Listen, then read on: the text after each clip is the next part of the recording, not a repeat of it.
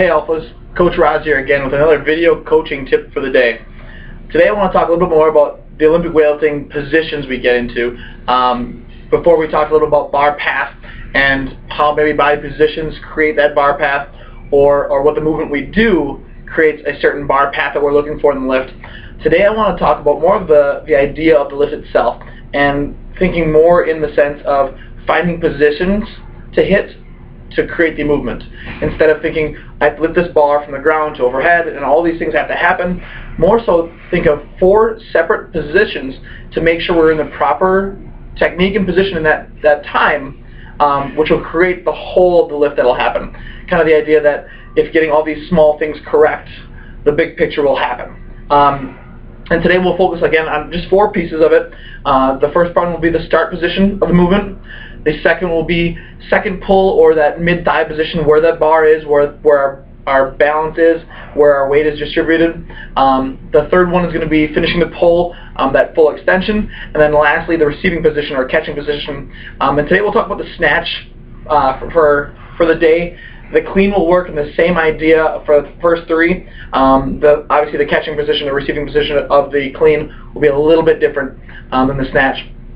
So again, I want to start with that start position we were talking about. So on here on the board I have the start position, a person ready in their start position, and this is a huge focus that people miss out on a lot, is making sure they're in a proper start position.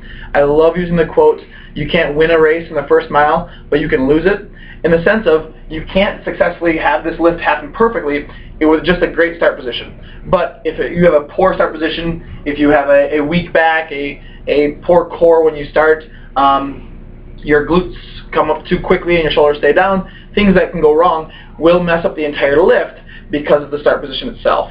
So when we're in the start position, you'll see I always like to see this very steep shoulder to hip angle. So as I'm starting my pull, or wherever I'm in my start position, my shoulder to hip angle is very, very steep. And I always want to make sure I engage my core, engage my back. So I always think, relax the arms and pull them taut, so I can kind of pull all the slack out of my arms, and then I start my pull. So it allows us to engage this back and the core itself to almost have this strong catapult arm, which will allow us to transfer force through our legs and hips during the movement into our arms and into the bar, which is obviously the goal of the snatch or the clean. So again, looking for this strong shoulder to hip angle as a coach or as an athlete, that's kind of what we're looking for, is making sure that stays steep. Again, a great cue is start steep, stay steep. It allows us to kind of work on that angle itself and just kind of worry about that shoulder hip angle, which will create a bar path that's a lot more vertical, as we were talking about yesterday in the video. And it allows a great starting position. So from there, when I get to the second picture here now, it's going to be that second pull, that transition past the knees, getting that bar back into the thigh, and then bring the bar back into us, almost this sweeping back of the bar.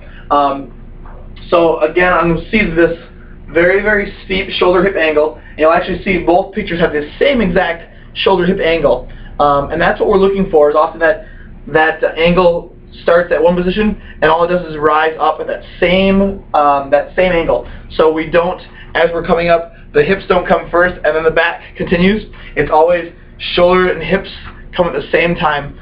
This will allow that bar to kind of sweep into us and stay vertical in that very efficient bar path that we're looking for. So as I get here, the big key now, again, we first talked about shoulder hip angle. Second one is where that bar is. So the position where that bar is always against the thighs, but to get that to happen without engaging our arms too much or using our arms to pull that bar back, I really want to make sure all my weight is distributed on my heel.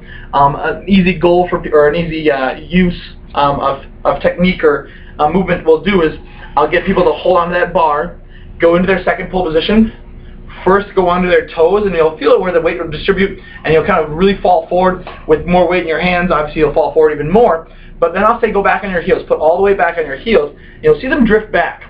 And this will allow that bar to almost sit into our thighs, and it's not so much of me trying to pull the bar into myself as it is that bar will kind of just float onto my thighs and allow it, as I stand then, to rise up and back.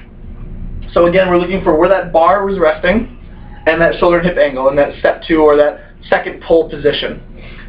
thirdly, again, kind of where the magic happens, if you will, that third position is going to be that finishing the pull, that full extension.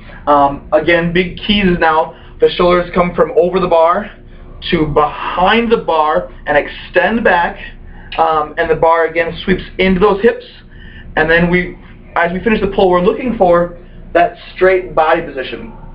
You'll see in a lot of Olympic weightlifters, you'll either see this position or you'll see a broken hip position. And we talked a little bit about it yesterday, creating a bar path that hooks away from us.